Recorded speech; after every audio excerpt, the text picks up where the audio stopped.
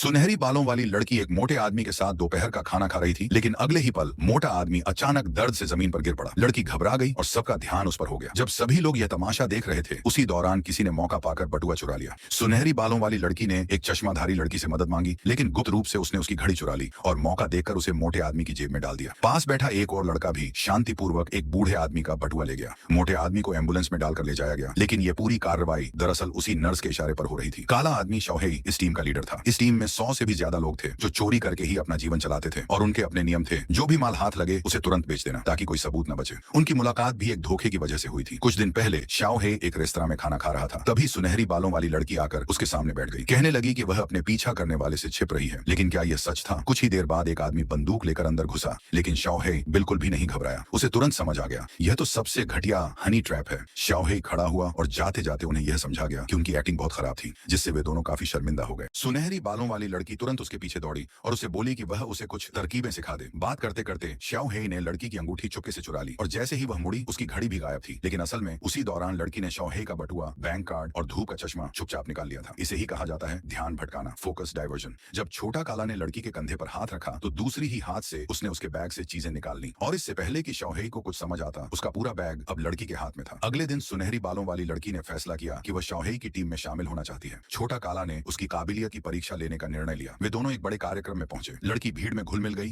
रास्ता पूछने का नाटक करते हुए उसने सामने वाले की कमर पर लटकती पिस्तौल बड़ी सफाई से निकाल ली। कैमरा जैसे ही किसी राहगीर से टकराया, उसने माफी मांगने के बहाने उसे पहुंचा और उसी समय उसका कमर बैग खोल लिया। फिर वह टखना मुड़ने, पैर मुड़ने का नाटक करती है और जब तक सामने वाला कुछ समझे, उसकी घड़ी उसके हाथ में आ चुकी होती है। छोटी काली ने यह सब देखकर मुस्कुराया। वह बहुत प्रभावित हुआ और लड़की को अपनी टीम में शामिल करने के लिए तैयार हो गया। लेकिन जैसे ही वे दोनों हॉल से बाहर निकले, छोटा काला अचानक गुस्से में उस पर चिल्ला उठा। सुनहरी बालों वाली लड़की डर के मारे एकदम जड़ हो गई। उसे समझ नहीं आ रहा था कि क्या करे। उसी वक्त आसपास के कई पार्सल चुपके से चोरी हो चुके थे। उनके चोरी करने के तरीके बेहद चालाक थे। यहाँ तक कि एटीएम मशीनें भी उनके लिए एक उपकरण बन चुकी थी और कैसीनो, जुआघर तो उनका असली स्वर्ग था। वहाँ तरह तरह की तरकीबें और जाल बिछे होते थे। यहाँ तक कि आंखों के इशारों में भी रहस्य छिपे होते थे। इसी दिन शाओफेई ने अपना 3 साल से तैयार किया हुआ बड़ा धोखा शुरू करने का फैसला किया। उसने सुनहरी बालों वाली लड़की को 80,000 युआन, 8 लाख के करीब दी और मुड़कर चला गया। यह योजना उसने पूरे 3 साल पहले से बनाई थी और अब आखिरकार वह रेसिंग क्लब के अंदर तक पहुंच चुका था। इस क्लब ने एक ऐसा सॉफ्टवेयर बनाया था जो दावा करता था कि यह कार की स्पीड और परफॉर्मेंस बढ़ा सकता है। शाओफेई और उसकी टीम ने जानबूझकर झगड़े का नाटक किया ताकि दूसरे क्लब उन्हें अपना टैलेंट चुराने का मौका समझे। फिर शाओहेई ने उन लोगों को नकली सॉफ्टवेयर बेच दिया। शाओहेई ने क्लब के मालिक के साथ सौदा कर लिया था कि वे ड्रिंक पार्टी के दौरान दिखावटी झगड़ा करेंगे। लेकिन तभी सीढ़ियों से धीरे धीरे उतरती हुई एक खूबसूरत औरत नजर आई और किस्मत का खेल देखिए।